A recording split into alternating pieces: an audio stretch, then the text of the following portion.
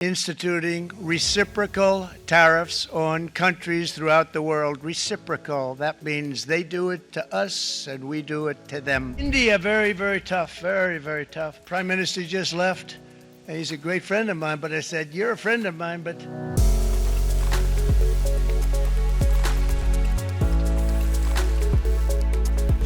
Donald Trump's sweeping tariffs have rocked global trade. India is now facing a 27% tariff on exports to the US.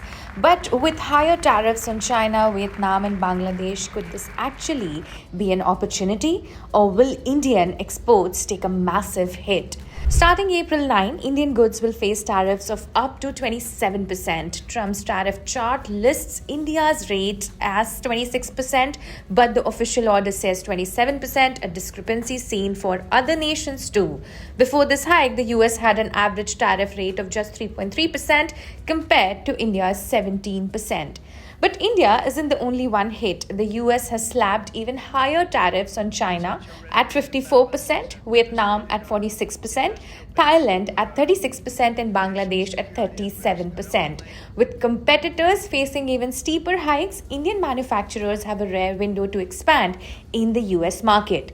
According to the Global Trade Research Initiative, Indian textile, electronics, and machinery exports could benefit. High tariffs on Chinese and Bangladeshi textiles open up space for India. While Taiwan dominates semiconductors, India could grow in chip packaging and testing if it strengthens infrastructure. Even a partial supply shift from Taiwan, which now faces a 32% tariff, could work in India's favor. Machinery, automobiles, and toys sectors where China and Thailand lead could also relocate to India, but that depends on India attracting investment, scaling up production, and boosting exports. But can India really seize this moment?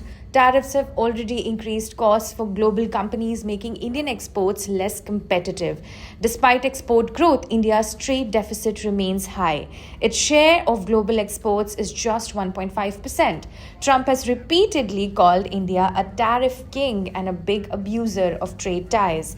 With these new tariffs, Indian goods could struggle even more. Since February, India has made big moves to win Trump's favor. It pledged $25 billion in US energy imports, boosted defense ties, and explored F-35 fighter jet deals. To ease trade tensions, India scrapped the 6% digital ad tax, cut bourbon whiskey tariffs from 150% to 100%, and reduced duties on luxury cars and solar cells. Meanwhile, Elon Musk's Starlink is close to final approval, but despite these efforts, India couldn't escape the tariff war. One relief, pharmaceuticals are exempt. India supplies nearly half of all generic medicines in the US. These lower cost drugs account for 90% of prescriptions in America. But key sectors like electronics, engineering goods, and marine products could take a hit. Electronics are especially vulnerable despite heavy investments in India's production-linked incentives scheme to boost manufacturing. A trade expert said, and I quote, "I'm apprehensive about our exporters' capacity. Many are small manufacturers who can't absorb a 27% tariff hike. High logistical costs, rising expenses, and poor trade infrastructure put us at a major disadvantage." Many see these tariffs as Trump's bargaining chip in trade talks with India. The latest US Trade Representative report highlights Washington's frustration. The report flags India's strict import rules on dairy, pork, and fish, requiring non-GMO certification without scientific backing. It also criticizes India's slow approval for genetically modified products and price caps on stents and implants.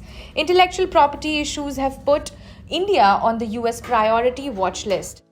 The report cites weak patent protections, lack of trade secret laws, and concerns over data localization rules. The US fears India's policies are becoming more like China's. If these barriers were removed, US exports to India could rise by at least $5.3 billion annually, according to the White House. Another expert said the timing couldn't be worse. Being in the middle of trade talks only deepens our disadvantage. This isn't just about market access, it's the whole package. Gaining an edge over Vietnam or China won't happen overnight. Building supply chains, attracting investment, and making exports competitive takes time. Will India navigate this tariff storm and turn crisis into opportunity, or will these new barriers hurt its export ambitions?